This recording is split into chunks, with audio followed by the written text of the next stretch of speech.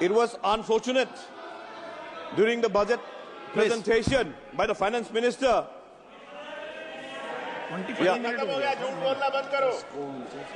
It was unfortunate during the budget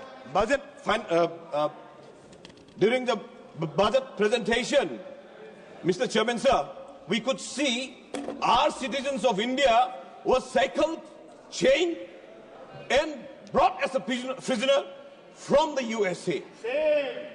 How do we expect that this budget will be so beautiful? We should learn from the past. They've been expressing their, praiseness about this budget and from the previous also. But how do we expect when thousands of Indians are being pushed back from the other country, chained and shackled? It's an shame for us. If the budget is so good, why our own citizens are fleeing from our own India to get a better job in the other countries? Is it not fair enough to see what are the actual issues that is happening within our country? Mr. Speaker, sir, Mr. Chairman, sir, External Affairs, you have given a statement in the Parliament. No, sir, I'm talking about the budget, No, sir. no. I'm coming to the budget. No. Because this budget reflects, if the budget is so good, our You own must go people... to the statement also. No, our own Yes, people... go on, Yes, sir. please. Our own people would not have left, risk their life to, go other country illegally. Just imagine illegally going and then be shackled and chained and then pushed back to our own country. See, imagine how and why they are risking their life, because we cannot provide them a good job, good employment, and good environment. So this is why they're running away from our country. There's lots of questions asked by our parliamentarian, Mr. Chairman, sir. Do we have to take unflinching realism to take such answers?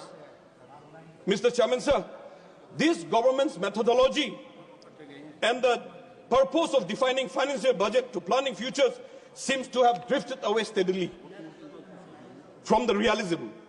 The budget seems to have boxed in a dysfunctional manner, Mr. Chairman, sir. Therefore, I would like to focus in few areas.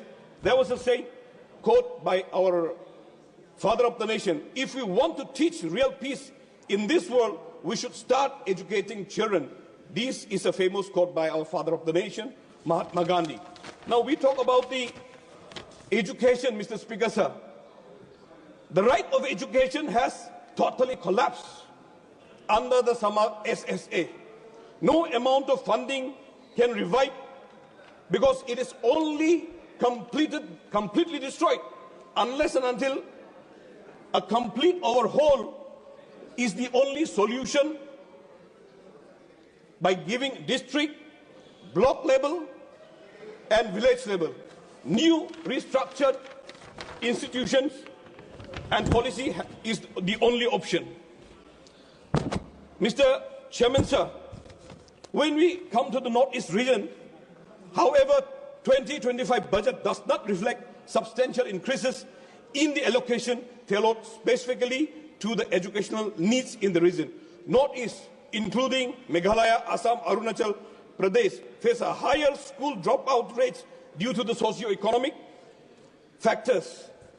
Now, neglecting the government education sector is the evident decrease in education spending, dropped from 2.57% to 2.51% of the GDP, which is greatly stray away from the recommended government spending on education to be at least 6% GDP.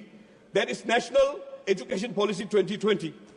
Mr. Speaker, sir, Mr. Chairman, sir, now we have seen the budget fell short for addressing key problems despite announcing grand plans. If we fail to make announcement with the substantial fund, particularly areas such as agriculture, education, and development and urban development.